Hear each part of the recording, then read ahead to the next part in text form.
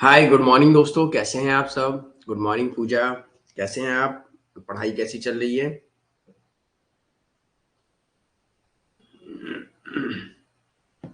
सभी स्टूडेंट आ जाएंगे और एक बार कमेंट बॉक्स में हाय हेलो बोल देंगे, जिससे कि आपकी अटेंडेंस मार्क हो जाएगी। ओके।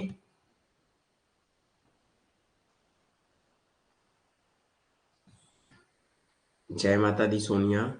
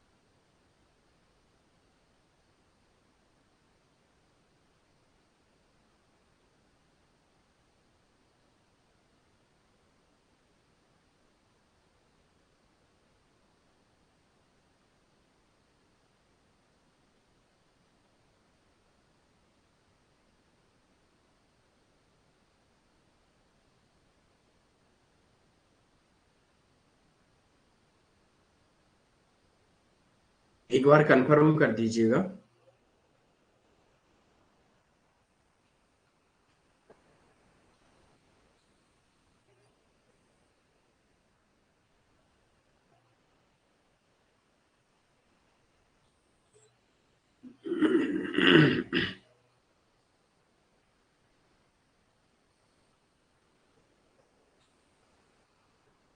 नेटवर्क इशू है ना। Good morning Zoya. पीपीटी आप सबको शायद ब्लर दिख रही है, राइट? ओ yes yes Zoya. Network problem है।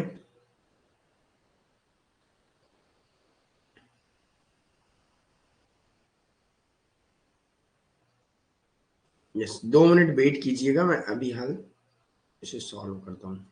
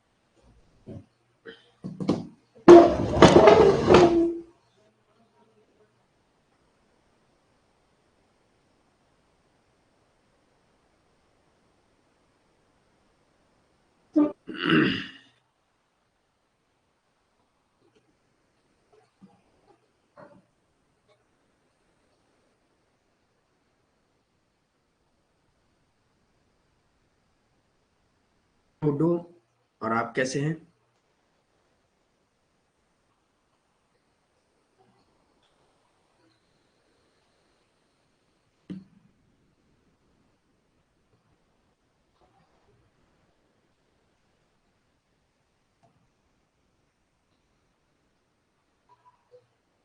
चलिए, अब क्लियर है ना? पीपीटी, वॉइस, वीडियो सब कुछ।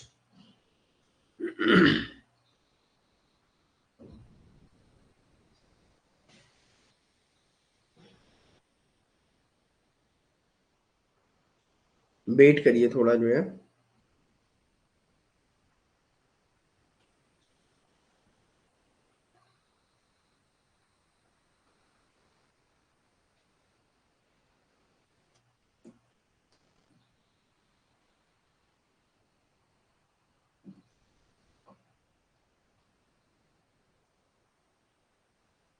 अब क्लियर हो गया, राइट। चलिए, तो आज हम लोगों को कंट्रोल, जो हम लोगों ने कल पढ़ा था अकाउंटेबिलिटी एंड कंट्रोल, उसी में एक चरण थोड़ा और आगे बढ़ेंगे, judicial control and legislature and executive, विधायिका और कार्यपालिका पर न्यायिक नियंत्रण कैसे किया जाता है इसके बारे में हम लोग पढ़ेंगे। ओके, आई होप कल की क्लास में किसी भी स्टूडेंट का डाउट नहीं होगा, और होगा तो पूछ लीजिएगा, और आज ये यूनिट समाप्त हो जाएगा। ओके, चलिए तो एक बार थम्स अप दीजिए और इसके बाद हम लोग स्टार्ट करते हैं।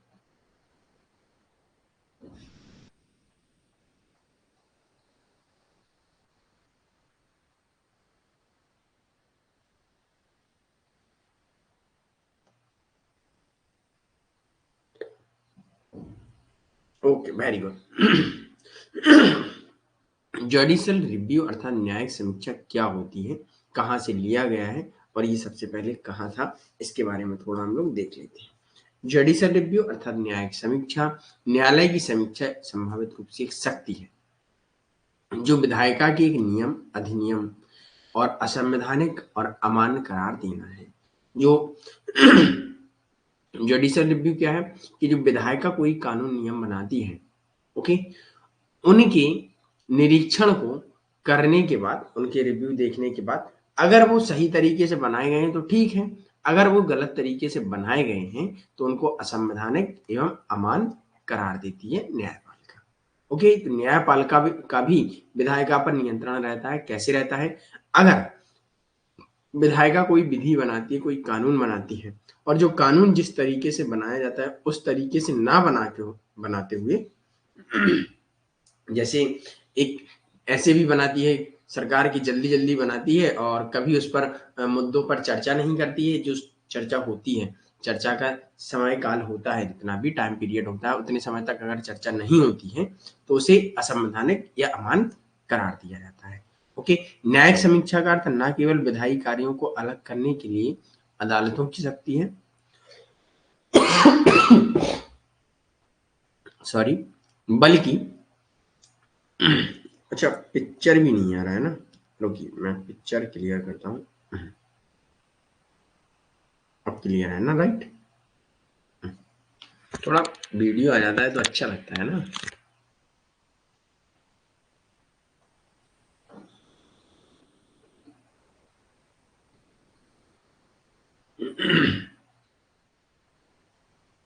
अब ठीक लग रहा है।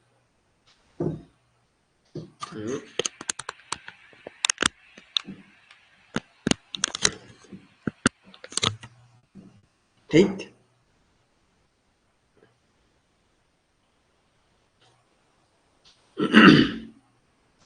तो न्यायपालिका क्या करती है कि जब कोई विधायिका, मतलब कोई क्या, अपनी संसदीय है विधायिका जब कानून गलत तरीके से बनाती है तो उनको असंवैधानिक घोषित कर देती है।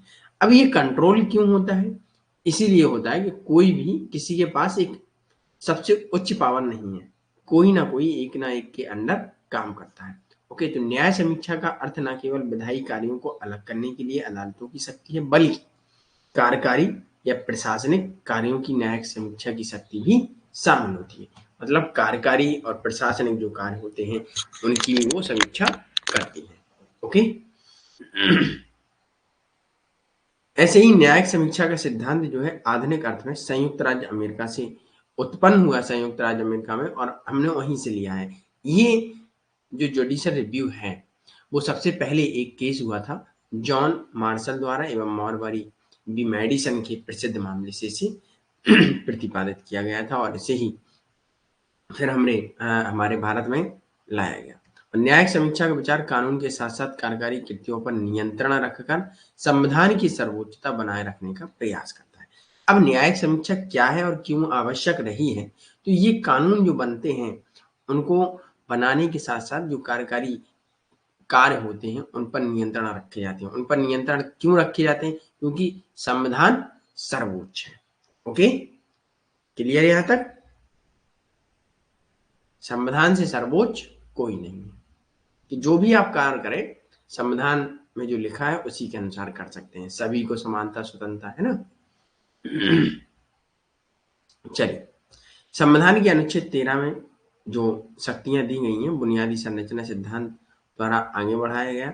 और न्यायिक समीक्षा के संबंध में कुछ और आर्टिकल हैं, जैसे सर्वोच्च न्यायालय के लिए आर्टिकल 32 संवैधानिक उपचार का अधिकार है।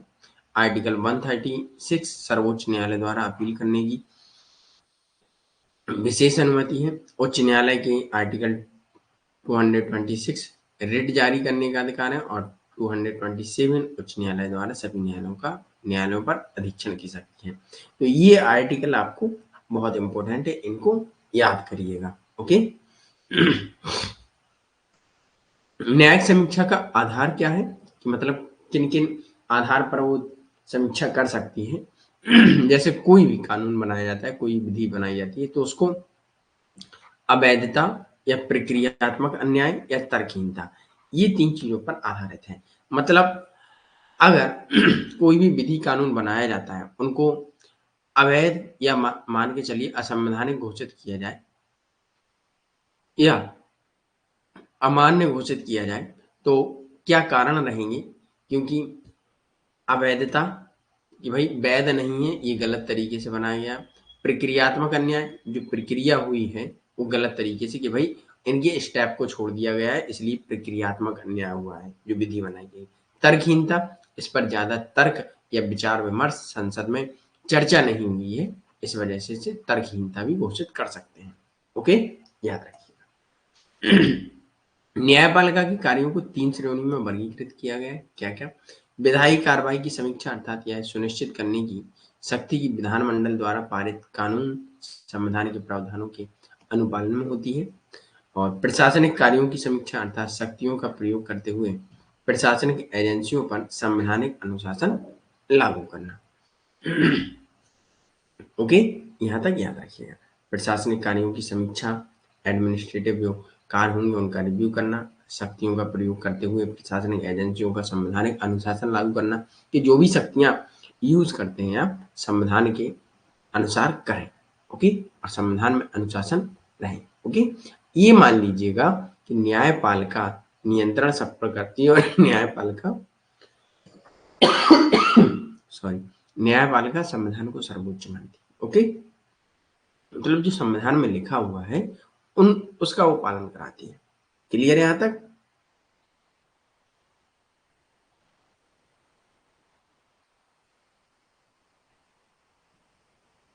यहाँ तक सभी को क्लियर है? एक बार थम्स अप दीजिए, उसके बाद हम लोग आगे बढ़ेंगे।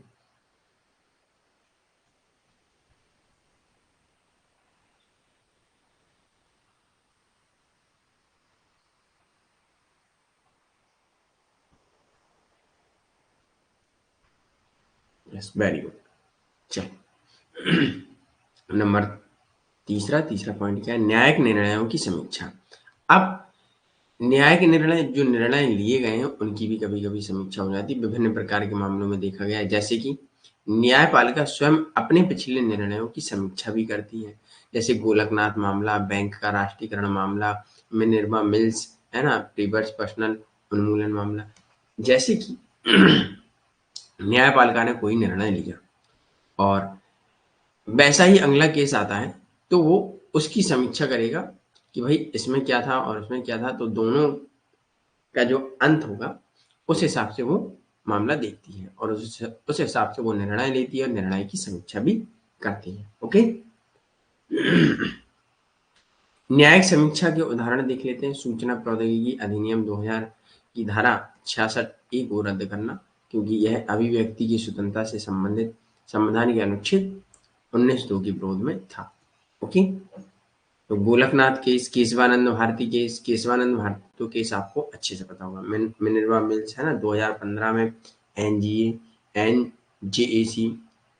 ओके, ऐसे कई हैं, जैसे निजता का अधिकार, न्यायमूर्ति के एम पुट्टास्वामी द्वारा 2017 में भारत संघ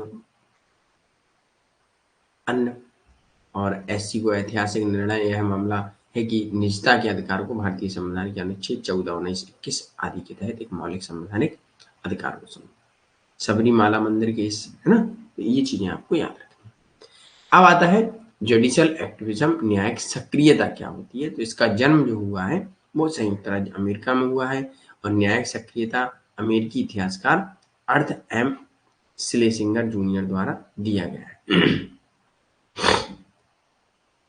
फॉर्च्यून पत्रिका, फॉर्च्यून जो वो है मैगजीन, 1947 के एक लेख में यह उन्होंने लिखा था। और न्यायिक सक्रियता नागरिकों के अधिकारों के संरक्षण एवं समाज में न्याय के प्रचार में न्यायपालिका द्वारा निभाई गई सक्रिय भूमिका को दर्शाता है। ओके, जिसका मतलब क्या होता है, तो विधायी का कार्यकारी अंग को अपने संवैधानिक कर्तव्यों का निर्वहन करने के लिए मजबूर करती है न्यायपालिका। और न्यायपालिका में व्यक्तिगत अधिकारों की रक्षा या विस्तार करने की प्रथा होती है। ओके, तो ये कब आया भारत में? भारत में न्यायिक सक्रियता 1970 के दशक में पेश किया गया।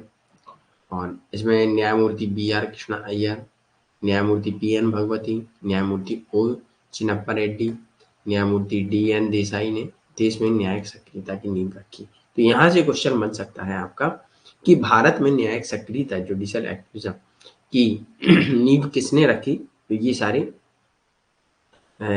वो न्यायमूर्ति दे देंगे या इनमें से एक दे देंगे, है ना? जैसे पी एन भगवती उन्होंने दिया है।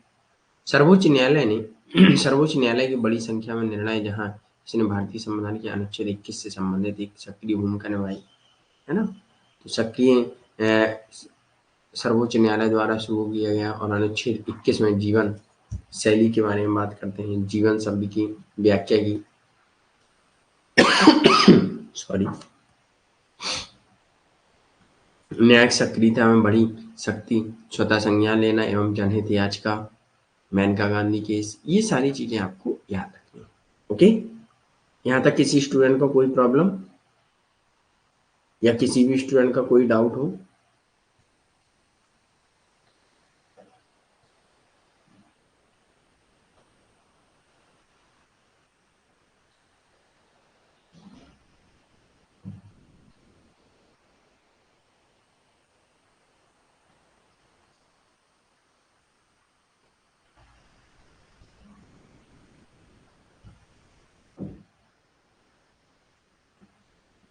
Okay, very good.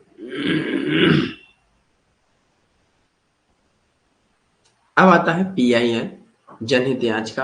अच्छा, जनहित याचिका के बारे में आप लोग क्या समझते हैं? मैंने आपको एक संक्षिप्त में कुछ बताया था। चलिए बताइए, आप में से कितने लोग जानते हैं पीआईएल क्या है? जल्दी से बताइए, फिर आगे बढ़ेंगे, है ना?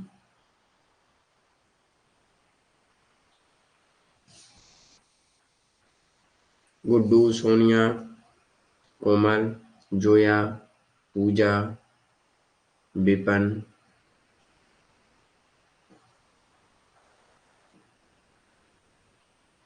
साबा हुसैन, गुलराज बताइए, नहीं है पता किसी को भी?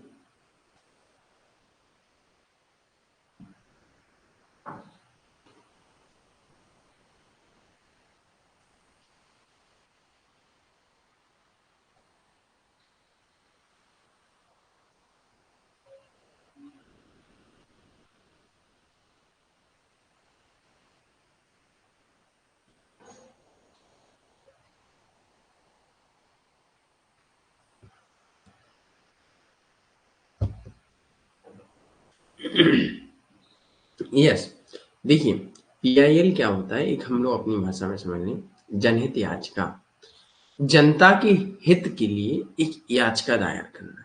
और ये याचिका कौन दायर कर सकता है? कोई भी व्यक्ति दायर कर सकता है जिसका शोषण हुआ हो या ना हुआ। जनता के हित के लिए जनहित, जैसे कि मान लीजिएगा किसी फैक्ट्री में लोगों से या बाल मजदूरी कराई जा रही है और वो मजदूर अपना अपने न्याय के लिए याचिका दायर करने की स्थिति में नहीं है, तो उनके लिए एक कोई भी जनहितैषी जैसे कोई एनजीओ हो सकता है, कोई व्यक्ति हो सकता है या कोई सामाजिक संगठन हो सकता है, तो वो याचिका दायर कर सकते हैं। ओके, ये है सिंपल सा।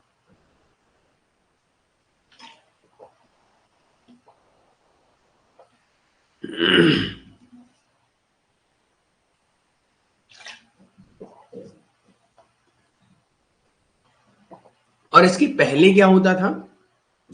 इसके पहले होता था कि जिसका शोषण हो रहा है वही न्यायालय जाए, लेकिन न्यायालय ने कहा कि हो सकता है जिसका शोषण हो रहा है वो इस अवस्था में है ही नहीं कि वो न्याय की मांग कर सके, तो इसके लिए जनहित याचिका आई।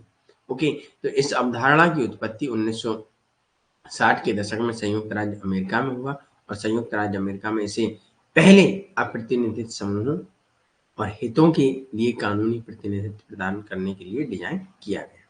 ओके, भारत में जनहित याचिका सर्वोच्च न्यायालय की न्यायिक सक्रियता भूमिका का एक उत्पाद है। न्यायमूर्ति B Krishna Iyer PN Bhagwati PIL के अग्रदूत रहे हैं। यहाँ से एक क्वेश्चन बन सकता है आपको। और PIL social action litigation, SL social interest litigation जो सामाजिक हित रखते हो, और क्लास एक्शन लिटिगेशन सीएएल के नाम से भी जाना जाता है। ओके, याद रखिएगा। अब पीआईएल क्या होता है, हमने आपको एक आपकी सॉरी आपकी सिंपल भाषा में मैंने आपको बता दिया, जो जनता के हित के लिए काम, ओके, जनहित ऐसे होते हैं वो। तो सार्वजनिक या सामान्य हित के प्रवर्तन के लिए कानून की अदालत में शुरू की गई एक कानूनी कार्रवाई, जिसमें सार्वजनिक समुदाय जिसके द्वारा उनके कानूनी अधिकार प्रभावित होते हैं। भारत में पहले क्या चलता था, लोकस स्टैंडी की परंपरा थी। जो क्या थी, लोकस स्टैंडी एक ऐसा सिद्धांत बहुत पुराना था जिसमें अदालत के समक्ष किसी के समक्ष उपस्थित होने का प्रतीक है। मतलब जिसका शोषण हो रहा है तो उसे क्या होना पड़ेगा, उसके अदालत के समक्ष प्रकट होना पड़ेगा, उसके समक्ष सशरीर जाना पड़ेगा। क्यों जाना पड़ेगा, क्योंकि उसको बताना पड़ेगा कि हमारा शोषण हो। लेकिन कभी कभी व्यक्ति नहीं जा पाता है, तो उसके लिए क्या होता है इसके लिए पीआईएल आया। पहले भारत में थी ये व्यवस्था, लोकस स्टैंडी के नाम से जाना जाता था। लेकिन उसमें क्या होता था, जिसका शोषण हुआ वो व्यक्ति न्यायपालिका के समक्ष जाएगा। ओके, अब पीआईएल में क्या होता है, जनहितैषी जो जनता के हित में बात करता है, कोई एनजीओ किसी का शोषण देखता है, बाल मजदूरी, तो उनके लिए वो स्वयं चले जाते हैं अदालत। ओके, मतलब वो व्यक्ति नहीं जा पाता है जिसका शोषण होता है। तो लोकस स्टैंडी के सिद्धांत के अनुसार किसी विवादित मामले के लिए अपरिचित व्यक्ति को न्यायिक कार्रवाई में हस्तक्षेप करने की अनुमति नहीं दी जाती थी।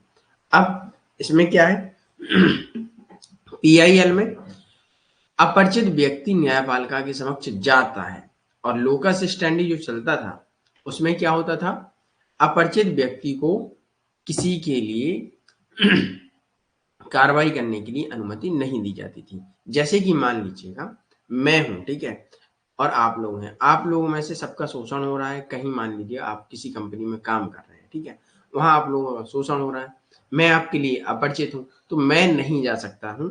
लोकस स्टैंडी के अनुसार मैं न्यायपालिका आपके लिए नहीं जा सकता हूं, ठीक है। और PIL public litigation public interest litigation के अनुसार मैं आपको उस शोषण से बचाने के लिए, आपके न्याय की मांग करने के लिए मैं अदालत जा सकता हूँ, चाहे मैं आपके लिए अपरिचित हूँ चाहे परिचित हूँ। ओके, तो मैं जा सकता हूँ। ये चीज क्लियर हुई?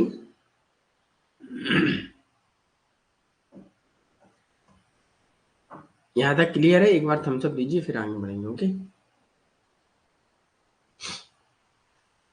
लोकस स्टैंडी के अनुसार केवल वही व्यक्ति जिसके अधिकारों का उल्लंघन होता है वह अदालत के लिए जा सकता है, वह अपने उपचार के लिए जा सकता है। लेकिन जनहित याचिका के अनुसार कोई भी नागरिक, सामाजिक संगठन, किसी भी व्यक्ति समूह या अधिकारों के प्रवर्तन के लिए अदालत जा सकता है, कोई भी व्यक्ति हो जो गरीब, अज्ञानता एवं सामाजिक आर्थिक के रूप में वंचित स्थिति के कारण। ओके, तो पीआईएल का उद्देश्य क्या होता है, कानून के शासन की पुष्टि करना, कि रूल ऑफ लॉ है, समाज के सामाजिक एवं आर्थिक रूप से कमजोर वर्गों के लिए न्याय तक प्रभावी पहुंच को सुगम बनाना, मौलिक अधिकारों की सार्थक प्राप्ति, समाज के लिए सामाजिक और आर्थिक रूप से कमजोर वर्गों के लिए न्याय तक प्रभावी पहुंच को सुगम बनाना। अर्थात कहने का तात्पर्य ये है कि भाई जो समाज में आर्थिक रूप से या सामाजिक रूप से दबे कुचले वर्ग हैं उनको न्याय दिलाना। कौन और कैसे पीआईएल दायर कर सकता है, तो ये भी कोई भी जनहितैषी नागरिक सार्वजनिक हित के लिए जनता के लिए याचिका दायर कर सकता है और न्यायालय जा सकता है। सुप्रीम कोर्ट में संविधान के अनुच्छेद 32 के तहत, संविधान के अनुच्छेद 226 के तहत उच्च न्यायालय में और उच्चतम न्यायालय में 32 के अनुसार। ओके, दंडाधिकारी अदालत में धारा 133 में सीआर और पीसी के तहत। ओके, ये 5 प्रकार की रिट होती हैं, तो इनको आप याद रखिएगा। हैबियस कॉर्पस, मैंडामिस, प्रोहिबिशन एंड सर्टोरी और को वारंटो। ओके, ये चीजें याद रखिएगा। इनके बारे में हमने आपको बताया है। अब जब हम लोग डिस्कस करेंगे तो उनके बारे में और से डिटेल से पढ़ेंगे। ओके, अब आते हैं कुछ क्वेश्चन, तो इनके बारे में थोड़ा देख लीजिएगा, उसके बाद हम लोग दूसरा टॉपिक करेंगे। ओके, संविधान का कौन सा अनुच्छेद न्यायिक समीक्षा का सिद्धांत प्रदान करता है? तो ये सारे हैं,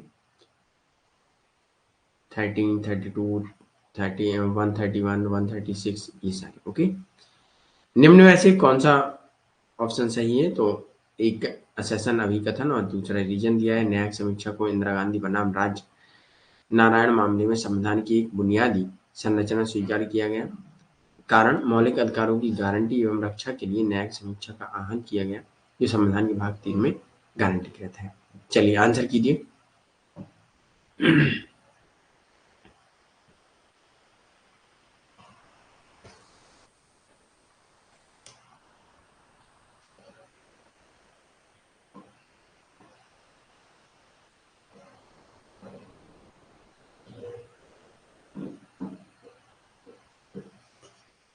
चलिए, ए आता बी है, इसे थोड़ा पढ़ लीजिएगा। ओके, ऐसा ही न्यायिक सक्रियता की अवधारणा का जन्म अमेरिका में हुआ, है ना। ये कुछ कथन दिए गए हैं, पहला, दूसरा, तीसरा, चौथा, पांचवा, तो इनमें से कौन सा सही है इसको भी बताइएगा। ओके, ये ऑप्शन सी, इसे पढ़ लीजिएगा। मैंने आपको ऑलरेडी ये सारी पीडीएफ आपको अपलोड कर दिए हैं, ठीक है, पढ़ लीजिए।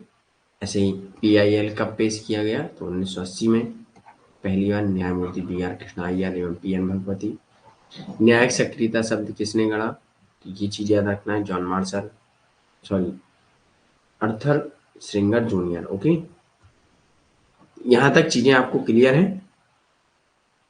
चलिए अगला टॉपिक उठाते हैं।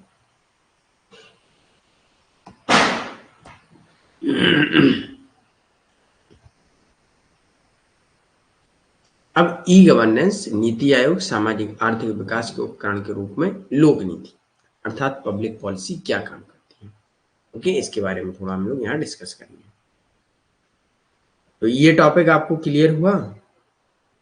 यहाँ तक किसी भी स्टूडेंट का कोई डाउट तो है नहीं? क्वेश्चन एक बार देखिएगा, पढ़िएगा। ओके,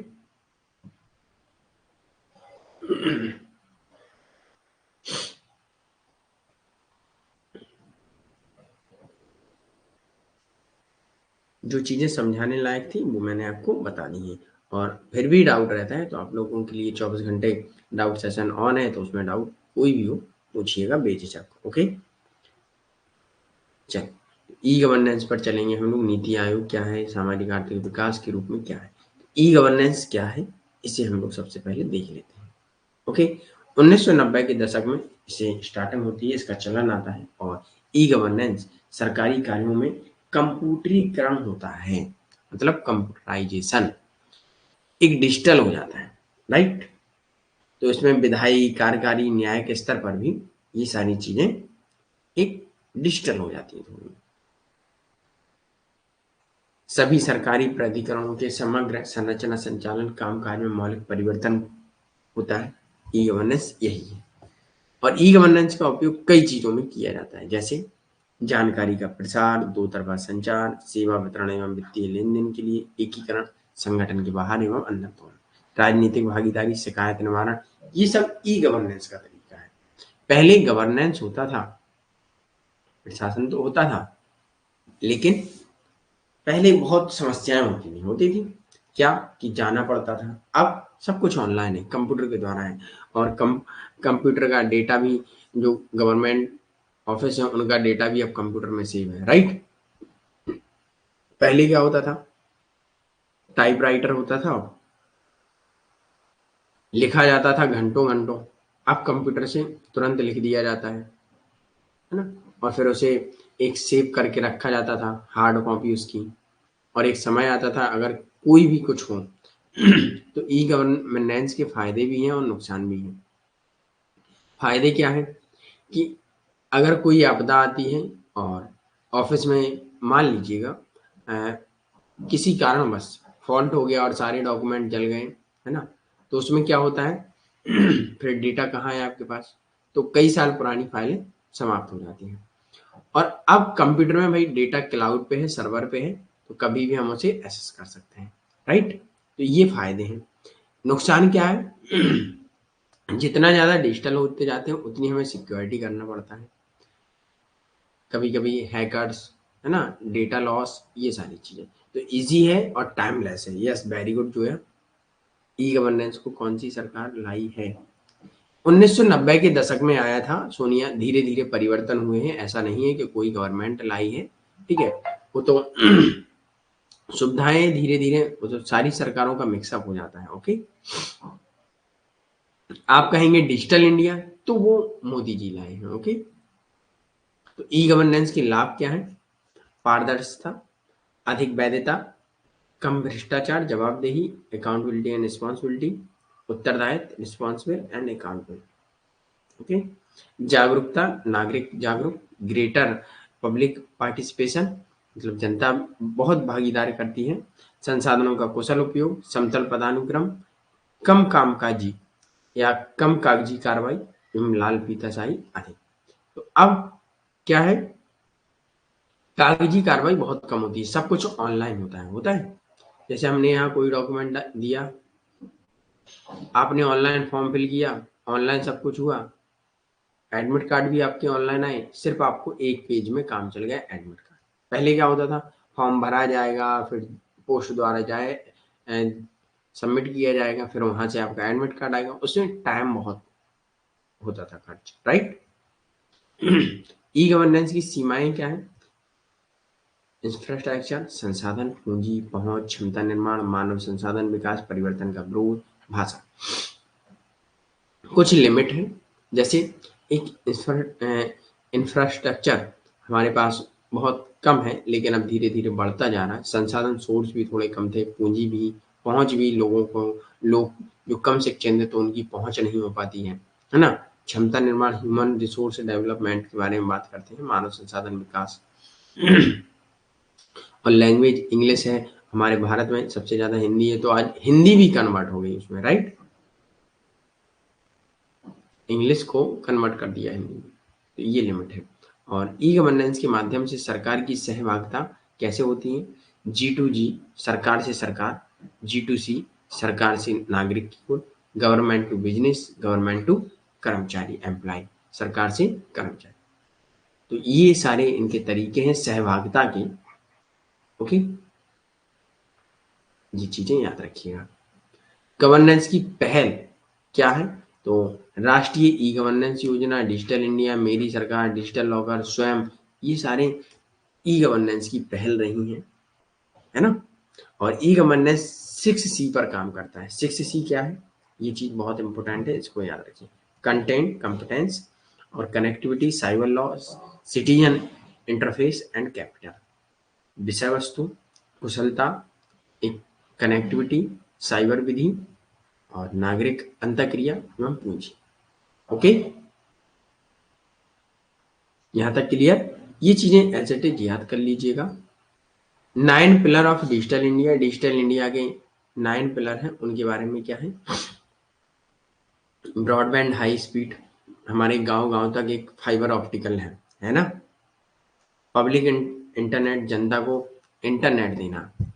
आज जैसे मान लीजिएगा मोदी जी ने इतने स्पीड से डिजिटल इंडिया बनाया है, बहुत स्पीड से, राइट? इंफॉर्मेशन फॉर एवरीवन, अब एक सूचना सभी को पहुंचेगी समय पर और जल्दी से।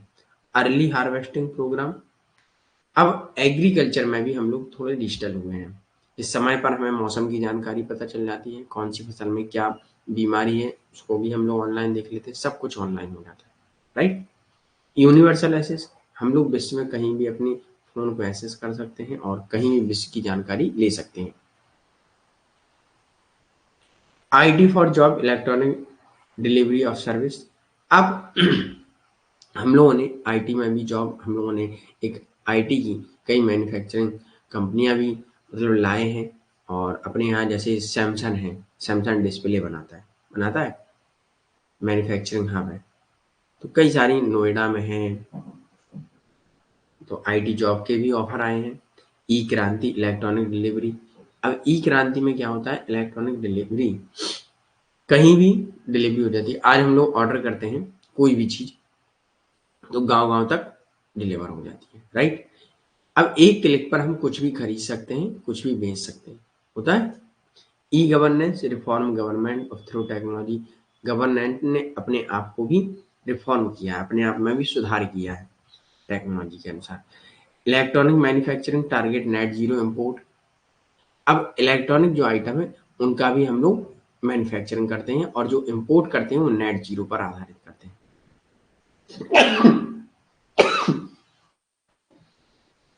सॉरी, ओके, याद रखिएगा।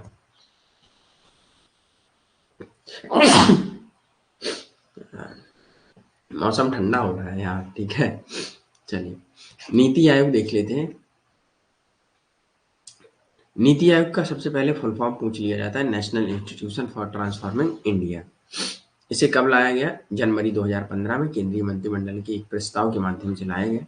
और नीति आयोग भारत सरकार का प्रमुख थिंक टैंक है, सोचने का एक, जो दिशात्मक एवं नीतिगत इनपुट दोनों प्रदान करता है। और 1950 में योजना आयोग की जगह थिंक टैंक ने ले ली, अर्थात नीति आयोग ने ले ली। ओके, यहाँ तक क्लियर। जनता और समाज के हितों की बेहतर सेवा के लिए ये प्रतिपादित मतलब स्थापित किया गया है। और थिंक टैंक का निर्माण शुरुआत देश की विधिक प्रकृति के कारण हुआ है। और एक चीज मान लीजिएगा, अब पहले योजना आयोग में क्या होता था, चलिए, योजना आयोग में 5 साल की योजना बनाई जाती थी। अब इसमें नीति आयोग में पॉलिसी किसके अनुसार बनाई जाएगी, जो भी समस्याएं हैं लोकल स्तर पर, क्योंकि इसमें हर राज्य के मुख्यमंत्री होते हैं और प्रधानमंत्री भी होते हैं एवं अन्य मंत्री होते हैं। ओके, तो ये हर एक राज्य की अपनी जो भी समस्या उनके अनुसार नीतियां तय करते हैं। इसमें 1 साल, 3 साल, 5 साल, 10 साल, 15 साल, 25 साल तक का टारगेट होता है। ओके, ये चीज याद रखिएगा। ऐसे ही योजना आयोग द्वारा प्रदत्त एक आकार विकास के सभी आर्थिक पैटर्न को फिट करना होता है। भारत में एनईपी सुधारों के बाद अप्रचलित हो गया, और इसलिए वैश्विक अर्थव्यवस्था का सामना करने के लिए एक नई एवं प्रतिस्पर्धात्मक एक कंपटीशन के लिए आर्थिक प्रणाली की भी आवश्यकता होती है। ये वर्क कैसे करता है, 3 साल का एक्शन एजेंडा, 7 साल का मीडियम टर्म स्ट्रेटजी एवं 15 साल का विजन डॉक्यूमेंट।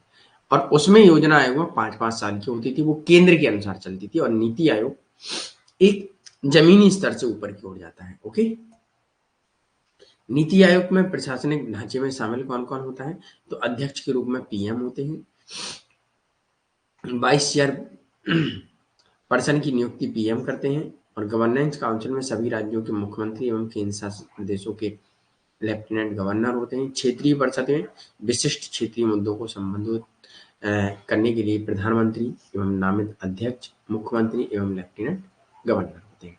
ये सारे होंगे तो सब लोग अपनी यहाँ की समस्याएं और समाधान और कैसे हम लोग ग्रोथ कर सकते हैं। तो आज कहीं ना कहीं जो परिणाम है हमारे देश में इतना ऊंचा उठना, तो नीति आयोग की बहुत बड़ी भूमिका है। ओके, इसमें कुछ सदस्य भी होते हैं, एडहॉक सदस्य होते हैं, जिन्हें कुछ समय के लिए नियुक्त किया जाता है, रोटेशन लगा रहता है इनका। जैसे इसमें अनुसंधान रिसर्च से संबंधित जो संस्थाएं होती हैं उनसे लिए जाते हैं 2 सदस्य। एवं पदेन प्रधानमंत्री द्वारा केंद्र मंत्रिपरिषद की अधिकतम 4 को नामित करते हैं, पदेन सदस्य होते हैं। मुख्य कार्यकारी अधिकारी होते हैं, विशेष आमंत्रित भी लोग होते हैं जिन्हें अच्छा ज्ञान होता है किसी क्षेत्र में, उनको लिया जाता है। ओके, सहकारी संघवाद को बढ़ावा देना होता है। इनके उद्देश्य क्या है, सहकारी मतलब सहयोग से काम करना, उसको बढ़ावा देता है। नियोजित विकेंद्रीकरण दृष्टिकोण पर आधारित होते हैं, डिसेंट्रलाइजेशन। समुदाय की विशिष्ट आवश्यकताओं पर ध्यान देते हैं, कोई भी समुदाय है उनकी जो भी आवश्यकता है उस पर ध्यान देते हैं। प्रमुख आज समुदाय के तौर पर अगर देखा जाए, जो कई ऐसी जाति हैं, आदिवासी जनजाति हैं, उनको आज उनकी पहचान दी गई है, जैसे एमपी में कई हैं, है ना? प्रमुख हितधारकों एवं राष्ट्रीय एवं अंतर्राष्ट्रीय समान विचारधारा वाले थिंक टैंकों के साथ शैक्षिक नीति अनुसंधान संस्थानों के बीच सलाह प्रदान करना एवं साझेदारी को प्रोत्साहन करना। हमारी और अंतर्राष्ट्रीय स्तर पर या राष्ट्रीय स्तर पर जो भी संगठन है, ठीक है, अगर उनकी और हमारी विचारधाराएं सेम मिलती हैं तो हम लोग मिलकर भी काम करते हैं।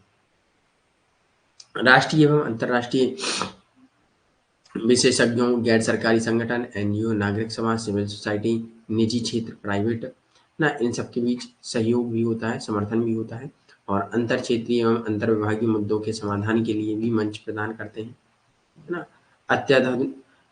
आधुनिक संसाधन केंद्र को बनाए रखते हैं। थिंक टैंक एक, इसे कहा जाता है सोनिया, थिंक टैंक एक सोचने का स्थान, ओके? यहाँ सभी लोग मिलकर सोचते हैं और अच्छे-अच्छे निर्णय लेते हैं, ओके? थिंक टैंक बोला जाता है उसे। संसाधन केंद्र, अत्याधुनिक संसाधन केंद्र को बनाए रखने के लिए आधुनिक और सतत एक सस्टेनेबल डेवलपमेंट की ओर बढ़ते हैं। सुशासन एवं सर्वोत्तम प्रथाओं पर शोध का भंडार होने के साथ-साथ हितधारकों को उनके प्रसार में भी मदद करते हैं, ओके? अब आता है एक लोक नीति के बारे में, पब्लिक पॉलिसी भी बनाई जाती है सामाजिक आर्थिक विकास के लिए। तो ये समझ में आ गया सोनिया, थिंक टैंक अर्थात नीति आयोग। ऐसी कई योजनाएं चलाई हैं, यहाँ हम लोग योजनाएं देंगे आपको और आज और कल के लिए आपको काम वर्क है, होमवर्क है आपको, क्या जितनी भी ये हमने स्मार्ट सिटी के अंतर्गत जो योजनाएं बताएंगे और स्वास्थ्य के अंतर्गत जो भी योजनाएं बताएंगे, इन सब के बारे में आपको डिटेल में पढ़ना है थोड़ा थोड़ा, ठीक है? जब आप पढ़ लेंगे फिर हम दोबारा से रिवाइज कराएंगे, तब आपको चीजें और क्लियर होंगी, ओके? जैसे कि स्मार्ट सिटी के अंतर्गत स्मार्ट सिटी मिशन केंद्र प्रायोजित योजना, जिसमें केंद्र सरकार 80%, राज्य सरकार 20% देती है और इसमें स्मार्ट सिटी मिशन क्या है, जो गरीब लोग हैं उनको पैसा देती है और उनके मकान बनवाती है। अमृत 2015 अटल मिशन फॉर रिजिस्ट्रेशन एवं अर्बन ट्रांसफॉर्मेशन 90% केंद्र सरकार देती है, 20% राज्य सरकार। अमृत 2.0 भी आता है, स्वच्छ, इसमें क्या जोड़ दिया है, ये अक्टूबर 2021 में आता है और इसमें जोड़ दिया जाता है स्वच्छ मिशन भारत मिशन शहरी 2.0, इसलिए इसे अमृत 2.0 कहा जाता है। ऐसे ही प्रधानमंत्री आवास योजना शहरी मिशन, ये शहर के लिए आता है, ये सरकार स्मार्ट सिटीज के लिए आता है, जो सिटी है, शहर है, उनको स्मार्ट सिटी बनाने के लिए, ओके?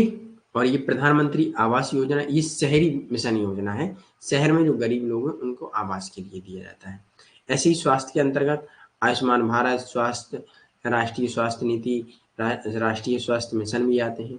खाद्य सुरक्षा अधिनियम, शिक्षा का अधिकार, महात्मा गांधी मनरेगा, दीनदयाल ग्रामीण योजना, अटल पेंशन योजना, जल जीवन मिशन योजना, ओके? ये सारी योजनाएं आई हैं और इनमें से कुछ यहाँ हमने आयुष्मान भारत 2018, इनके टारगेट क्या है और इनके बारे में थोड़ा आपको पढ़ना है, ओके? ऐसे ही दीनदयाल ग्राम ज्योति योजना 2014 में आती है और ये क्या करती है, इनके टारगेट क्या थे, इनके बारे में आपको पढ़ना है, ओके? अटल पेंशन योजना 5 सक्सेसफुल ईयर, इनकी अटल पेंशन योजना में 2015 में इन्होंने लॉन्च करते हैं, तो इनके बारे में आपको पढ़ना है। अटल पेंशन योजना क्या करती है, जल जीवन मिशन योजना ये क्या करती है, और इसे वर्ल्ड बैंक ने भी सहयोग दिया है जल जीवन मिशन योजना को। ये घर घर आपका जो जल पहुंचता है, ग्रामीण एरिया या शहरी एरिया में भी हर घर जल, हर घर नल, है ना, शुद्ध जल, ये तो पता ही होगा आपको, है ना? तो यहाँ तक सभी को क्लियर है? अब किसी भी स्टूडेंट का कोई डाउट तो है नहीं?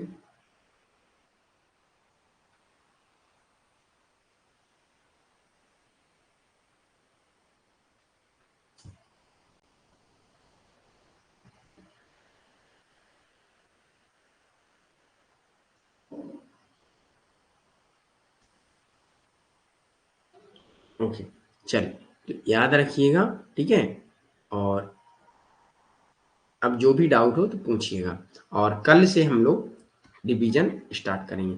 और फर्स्ट यूनिट में जो भी टॉपिक रह गए हैं उनको भी हम लोग कंप्लीट कर लेंगे जल्दी से जल्दी। ओके, यस, ये पॉलिटिकल पार्टी तो है ही। जल जीवन मिशन 2019 ये इनका मिशन था।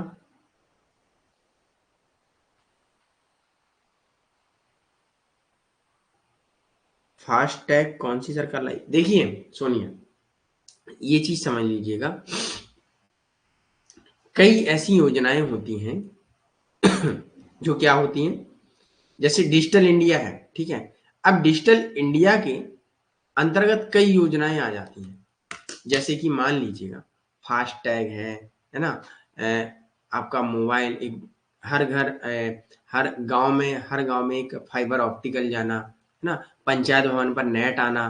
तो ये डिजिटल इंडिया के जो हमने 9 पिलर बताए हैं, यही तो है सब कुछ, है ना।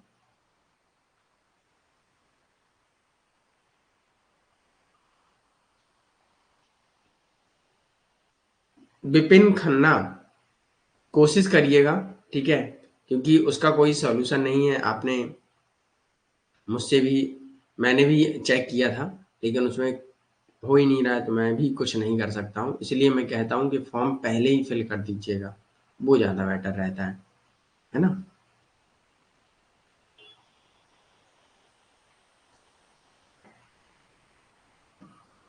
सोनिया, क्या आया है नेट में? फास्टैग कौन सी सरकार लाई है? तो बीजेपी एनडीए लाई है, डिजिटल इंडिया के तहत।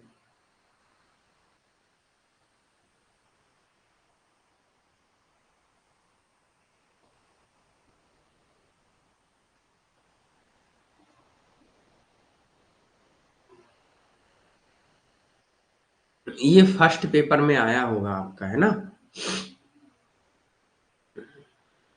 तो अब आप लोगों के लिए होमवर्क क्या है, जितनी भी योजनाएं हमने बताई हैं वो पढ़िएगा। यस जो है कल से रिवीजन होगा। और दूसरी बात, जो भी आपकी नई योजनाएं हैं या जो भी आप लोग क्वेश्चन देख रहे हैं कि सर ये क्वेश्चन पूछा गया है, तो उससे रिलेटेड भी आप हमें भेजिएगा, ग्रुप में डालिएगा, तो उस पर भी हम लोग सभी स्टूडेंटों को उसमें क्लियर टीम देंगे कि भाई ऐसे क्वेश्चन भी पूछे जा सकते हैं। ओके, ये चीज याद रखिएगा।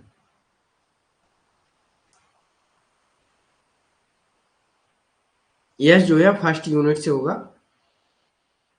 आपको हम शाम तक इंफॉर्मेशन इन्फॉर्म कर देंगे कि कौन से यूनिट से आपका रिवीजन होगा। ओके, सारे मिक्सअप ही रहेंगे, अधिकतर कोशिश करेंगे सारे मिक्स भी रहेंगे।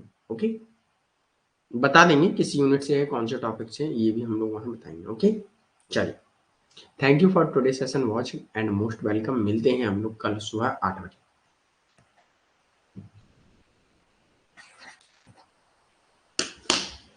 पीवाई क्यू ही करेंगे विपिन, पीवाई क्यू ही करेंगे, उन्हीं से रिवीजन होगा। ओके, चलिए, ओके, बाय।